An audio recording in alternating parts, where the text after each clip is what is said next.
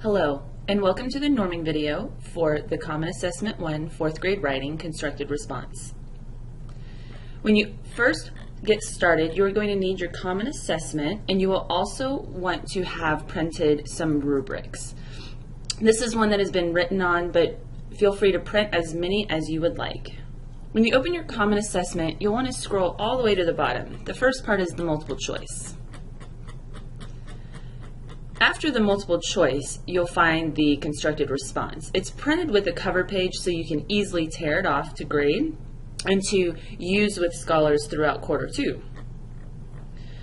The expository prompt is asking scholars to think about leaders and then to describe what makes a great leader, including the qualities that make them successful. You'll see some planning space that is optional, but this is where scholars can plan, they can write rough drafts. You can also give them additional sheets of notebook paper if they need extra sheets. This last page is where scholars should be writing their final draft. This is star line. This is what they will be expected to do at the end of the year. There are 26 lines. They must stay within the blue, although on CAs if they write a little bit outside the blue, that's okay as long as you note it for them and let them know to stay within the blue box. And they do only get one page to write their composition on star.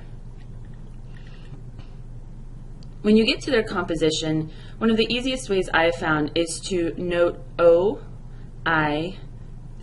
at the top of their page. This stands for the 3 strands on the rubric, which are organization and progression, development of ideas, and then the use of language / conventions.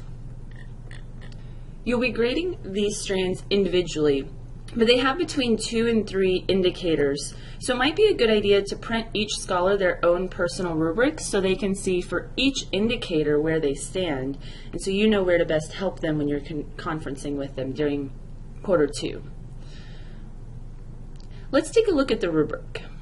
In the rubric, I have given you some guiding questions on the left-hand side that might help for each indicator as you're thinking, what is the difference between a 2 and a 3, or a 3 and a 4, for example.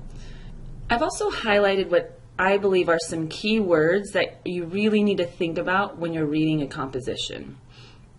Let's go ahead and take a look. For organization and progression, this is really asking, did the scholars write a truly expository piece? Now, in quarter 1, we really focused on narrative writing.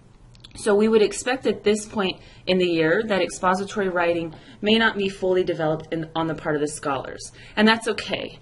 This can be used as a diagnostic to really see how to dig in quarter 2 with your scholars. So it's really asking, did they write it as an expository? For example, did they not tell a story, but did they really expand on those ideas in the prompt around what makes a good leader, and then giving examples and qualities that make a good leader. Also, is it planned thoroughly? Does the writer use strategies? Is there a clear central focus? Do the ideas all relate to that central focus?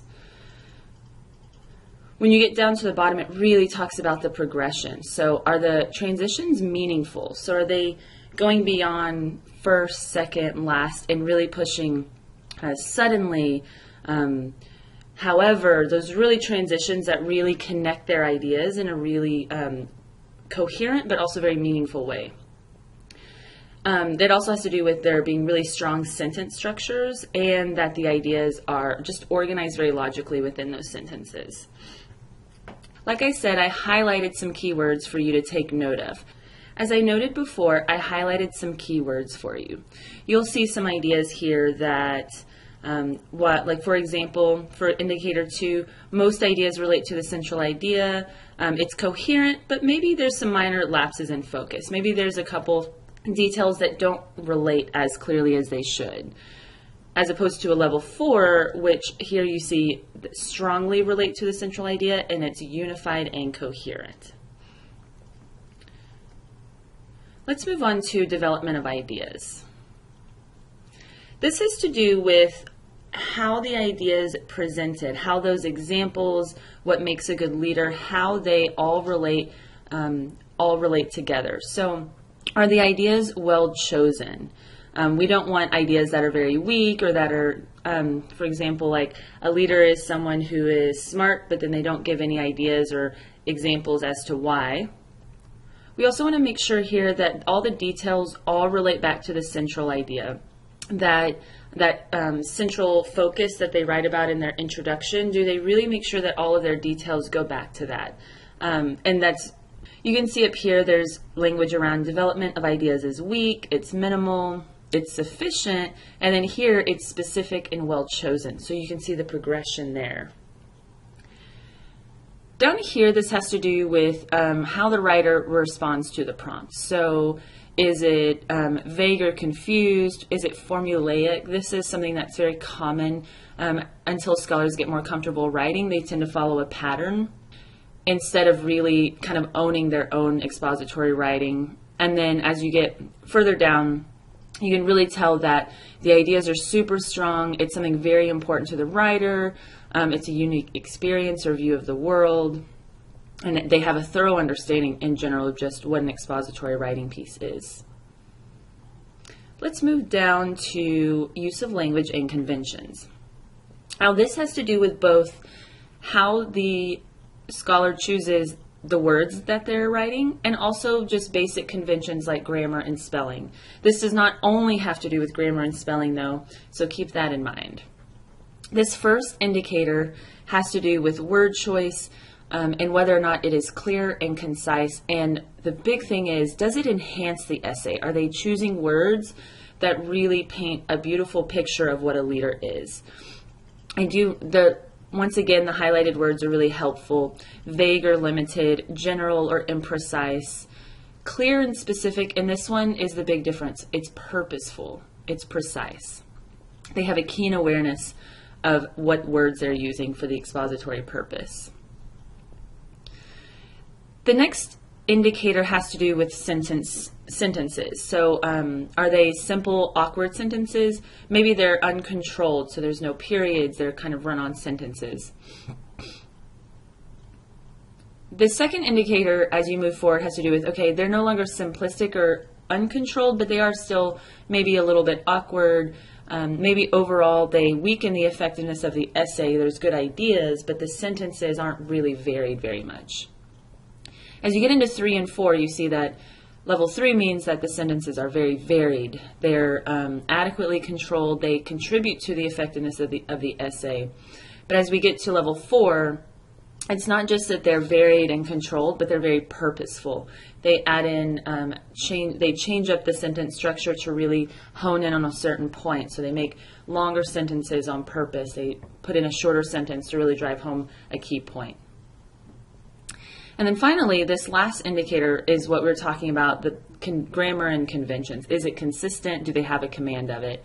A lot of times this is the easiest indicator to hone in on because it's the thing that stands out most to us. If there are no periods, for example, we're going to notice that. If there's a lot of misspelling or grammar issues, that will stand out to us the most. Keep in mind that this all has to do with what is grade level appropriate. Of course, they should have command of sentence boundaries, so they get a 1 if they have little or no command. Or if there are serious or persistent errors in their grammar, punctuation, capitalization, spelling. As you go through, the language should help here. Partial command of sentence boundaries and some distracting errors. And then as you get to a level 3, it's an adequate command, and then although there are still errors, they don't disrupt the fluency of the writing. You can still read it very well. And then lastly, for a level 4, this has to do with not is it all correct, but does it really show a consistent command, and then the overall strength of the conventions really contributes to how effective the essay is. And so to get here, it's not just is it all correct, but does it really push forward, and they're using things like exclamation points whenever it's appropriate. Are they using dialogue when it's appropriate, and are they using it correctly? I encourage you, if you have not already, to sit down with your campus grade level team, sit down with one of the compositions and grade it together. This will help you norm on what is the difference between a 2 and a 3. What is the difference between a 1 and a 2? It may also help you as you're trying to determine what really gets a level 4, as you may be able to see some of the indicators in another paper that you may not have in your own classroom. If you're struggling at all with how to grade a certain composition, there are a few resources that may help. On the TEA website, they have expository writing prompts from previous STAR tests. They show them graded, and they also show you why they were graded a certain way. I highly recommend that you spend some time going over maybe one or two of those to really get an idea of how STAR will be grading fourth grade writing samples at the end of the year. You can always reach out to your CTL, or you can reach out to me, your curriculum coordinator. At Collaboration Day 1, please bring a handful of these samples so that we can look at them as a whole group and really norm on some of these elements. Thank you.